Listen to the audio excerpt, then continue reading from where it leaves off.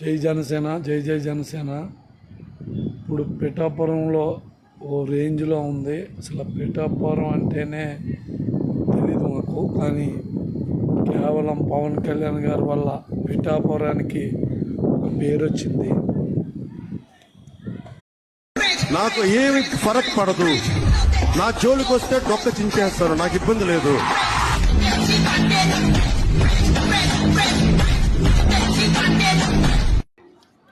పవన్ కళ్యాణ్ గారు అంటే ఎందుకు ఇష్టమో మాటల్లో చెప్పలేము, ఎందుకు ఇష్టపడ్డామో చెప్పలేము. ఎందుకంటే ఎలాంటి వాడైనా పవన్ కళ్యాణ్ గారు ఫ్యాన్ అవ్వాల్సిందే. ఆయన చేసిన సేవా కార్యక్రమాలన్నా, ఆయన మాట్లాడే మాటలన్నా, ఆయన ఇచ్చే స్పీచ్లకి ఒక్కొక్కడు గుండెల్లో రైలు పెరగట్టే స్పీచ్లు ఇస్తాడు ఆయన. ఒక్కొక్కడు దద్దరిల్లి అన్యాయాన్ని ఎదిరించే మరో అవతారమే పవన్ కళ్యాణ్ గారు. మీరు అంటారు, మీకు పవన్ కళ్యాణ్ గారికి ఎందుకు ఇష్టం చిన్నప్పటి నుంచి అంటారు. ఎందుకు ఇష్టం అంటే ఏం చెప్తాం? కనీ పెంచిన అమ్మా నాన్న ఎందుకు ఇష్టం అంటే ఏం చెప్తాం?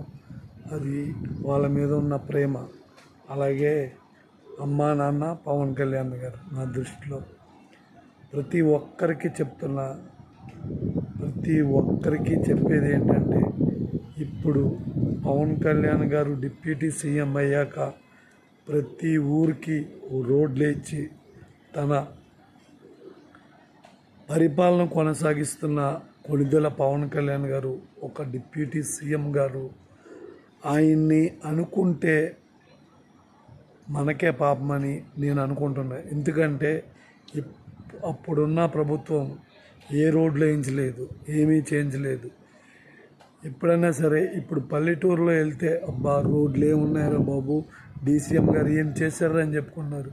మరి ఒకప్పుడు ప్రభుత్వంలో ఇలా ఎందుకు చెప్పుకోలేదు? రోడ్ల గురించి జగన్మోహన్ రెడ్డి గారు ఎందుకు పట్టించుకోలేదు? ఈ పవన్ కళ్యాణ్ గారిని ఏది పడితే అది అనే వాళ్ళకి అరెస్టులు చేస్తున్నారు, ఇబ్బంది పడుతున్నారు. మరి ఆ మాట మీకు అనే ముందు ఏమైంది? అప్పుడే చెప్పాడు ఆయన, నా టైం వస్తే నేను చూసుకుంటాను అన్నారు. కన్ఫామ్గా చూసుకున్నారు. ఆయన ఒక డీసీఎం. ఇప్పుడు డీసీఎం కాబట్టి పోలీసులు కూడా తమ పరిధిలో తమ సేవలను కొనసాగిస్తూ అన్యాయం చేసే వాళ్ళని అణిచి అరెస్టులు చేపిస్తున్నారు. అంతేగాని అన్యాయంగా ఎవరిని అరెస్ట్ చేయరు కూడా. ఎప్పుడు న్యాయంగా ఉండేదే ఈ జనసేన పార్టీ.